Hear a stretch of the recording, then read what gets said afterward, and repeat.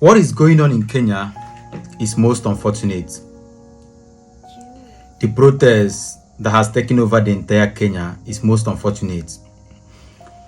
This is one of the dangers of a country imposing draconian laws on the citizens.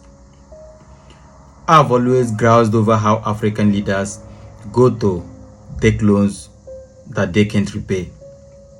I have always shown my grouse over how African leaders go to borrow funds that they always find difficult to repay. And this is the issue in Kenya today. In economics, there is what is known as debt to GDP ratio. Debt to GDP ratio compares the debt ratio of a country to its GDP. It compares the public debt ratio of a country to its gross domestic product. When the public debt ratio of a country is way higher than the GDP of that country, there is every likelihood that that country may face difficulties in repaying whatever loan they have collected.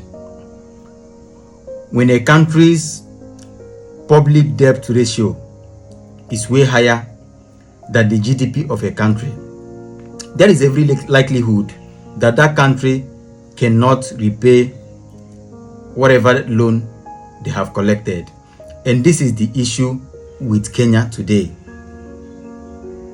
This is why I keep grousing over how African leaders go to borrow funds without having any plan of repaying those funds they keep borrowing.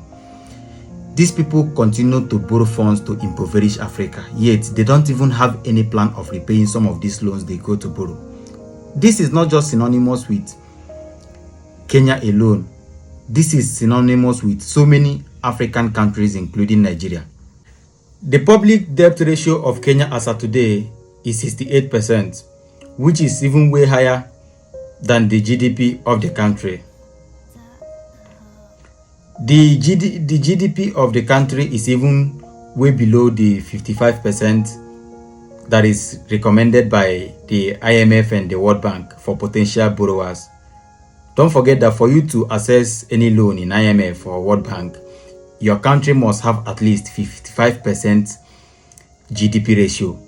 So the Kenyan GDP is even way below the 55% ratio recommended by the IMF and even the World Bank. So that is the issue that is bedeviling Kenya today. The government wants to access the IMF loan, but the GDP of the country is way below the recommended standard.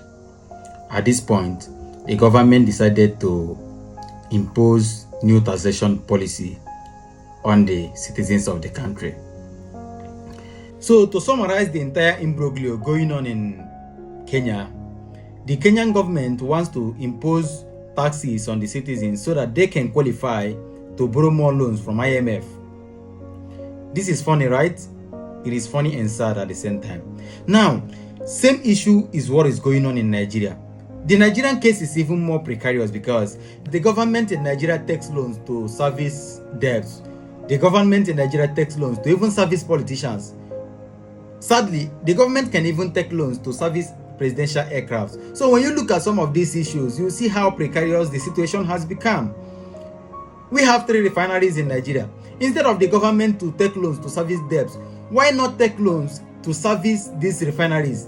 By the time these refineries come back to life, these refineries can be able to generate revenues that will be used to service these loans and debts. These are things that are very, very achievable. These are things that can be achieved, but we won't do it. The government can never do it. Well, Nigerians, it is up to you. It is up to you to take your destinies in your own hands. You can see what the Kenyan citizens are doing. They are taking their destinies in their own hands. It is up to you to take your destinies in your own hands. That is all I have to say for now. Thank you.